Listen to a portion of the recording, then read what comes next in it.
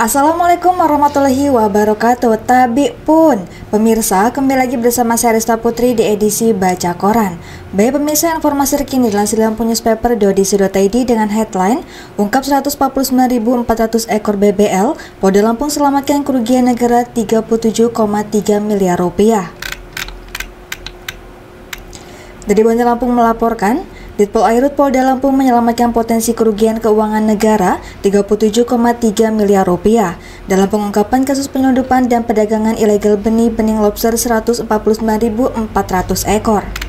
Hal itu disampaikan oleh Ditpol Airut Polda Lampung, Kombes Pol Bobi Palaudin Tambunan saat konferensi pers di Mapolda Lampung, Selasa 15 Oktober 2024. Dari ungkap kasus itu, kita berhasil menyelamatkan kerugian negara sebesar 37,3 miliar rupiah, ujarnya. Bobi melanjutkan, pengungkapan kasus ini berawal dari informasi peredaran BBL ilegal dari Pulau Jawa menuju Sumatera melalui pelabuhan Bakauheni, Lampung Selatan. Atas informasi, tim Ditpol Airut Polda Lampung melakukan penggeledahan di sebuah rumah di Desa Bumi Kencana, Kecamatan Seputi Agung, Lampung Tengah, Kamis 10 Oktober 2024 sekitar pukul 17.30 waktu Indonesia bagian Barat. Dari lokasi ditemukan 149.400 ekor benih lobster yang terdiri dari 880 ekor jenis mutiara dan 148.520.000 ekor jenis pasir yang dikemas dalam 747 kantong. Selain itu, polisi juga mengamankan 14 pelaku berikut peralatan pengemasan seperti tabung oksigen, kulkas, blower, dan genset. Baik pemirsa, kita beralih ke informasi selanjutnya yang dilansir dari tanggamus.id dengan headline pelaku pembunuhan di Pringsewu dilimpahkan ke Kejari.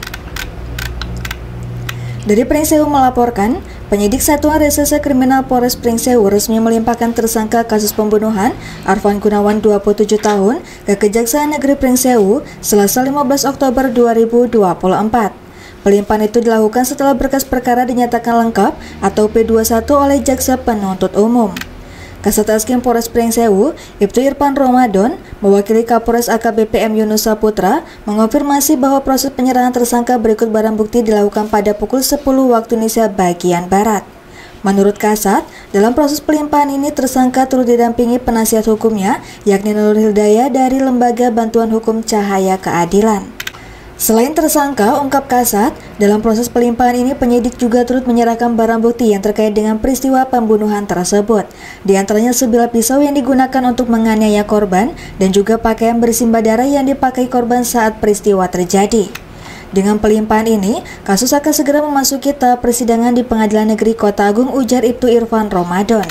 Diberitakan sebelumnya, insiden tragis terjadi di Dusun Sari Bumi, Pekonwato Selatan, Gading Rejo, Pringsewu, Lampung, pada Jumat sore 26 Juli 2024 sekitar pukul 16 waktu Indonesia bagian Barat.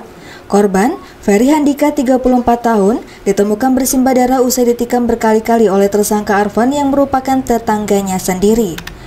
Menurut hasil pemeriksaan polisi, Arfan nekat menghabisi nyawa korban lantaran tersulut emosi akibat suara motor milik Ferry yang digeber-geber dengan keras di depan rumahnya. Pelaku yang kehilangan kendali langsung menikam korban hingga tewas di lokasi kejadian. Mendapat laporan, polisi bergerak cepat dan berhasil menangkap Arfan Gunawan tak lama setelah peristiwa pembunuhan tersebut terjadi.